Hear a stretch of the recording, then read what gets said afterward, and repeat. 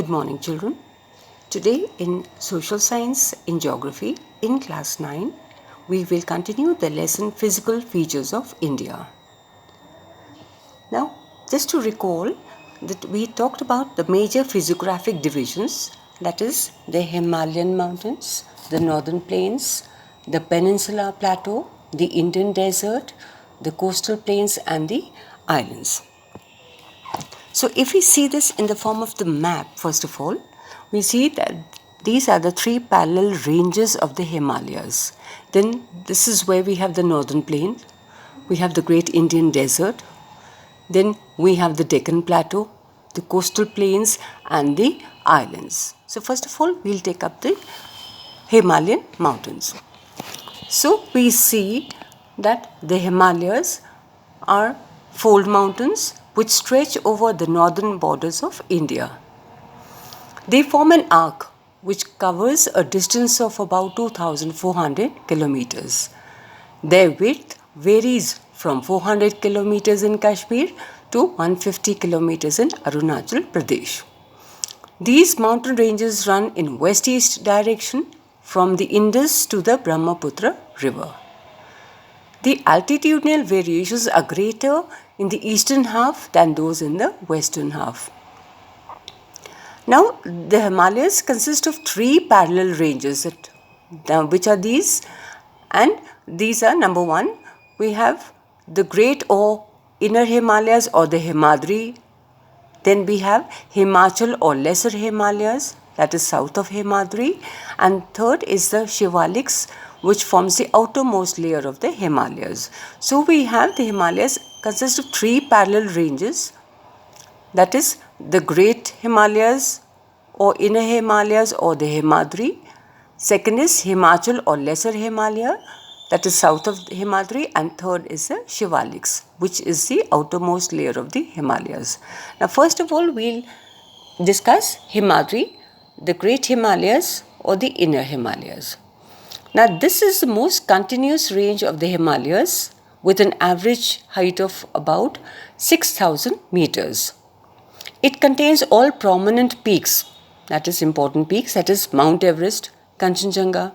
Now Kanchenjunga is the highest peak in India and its height is 8,598 meters. Whereas the Mount Everest, which is in Nepal, is 8,848 meters. The folds are not symmetrical. Throughout the year, we see that these mountains are covered with snow and the core part is composed of granite. So this is the first, that is the Himadri, the Great Himalayas. Now we come to the second, that is the Himachal or the Lesser Himalayas. Now this we see, this range lies south of Himadri and it forms the most rugged mountain system.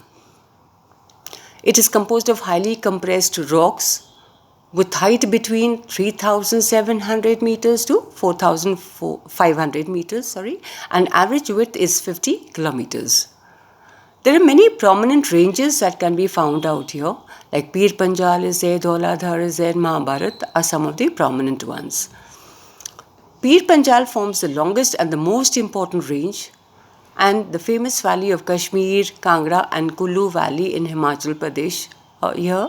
And there are also many famous hill stations here. The third range is that of Shivalik range, that is also known as the outermost layer of the Himalayas. Now the height varies, it differs, that somewhere it varies between 900 meters and 1100 meters and its width is of 4 kilometers to 50 kilometers. Now they are composed of unconsolidated sediments which have been brought down by the rivers from the main Himalayan ranges.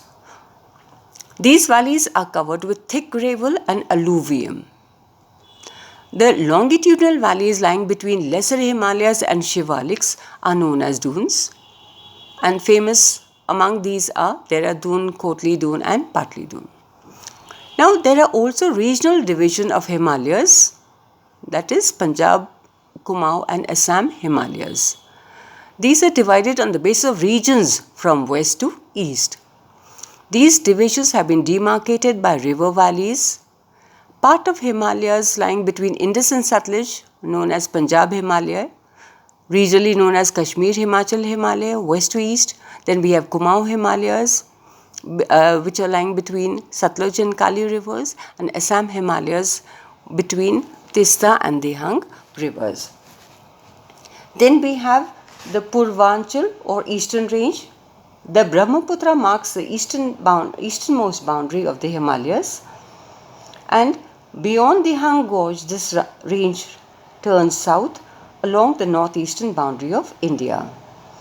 These hills are mostly composed of sandstones, which are sedimentary rocks, and with dense forest. They mostly run as parallel ranges and valleys.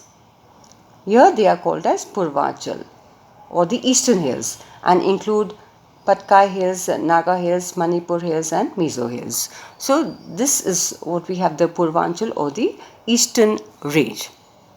Thank you.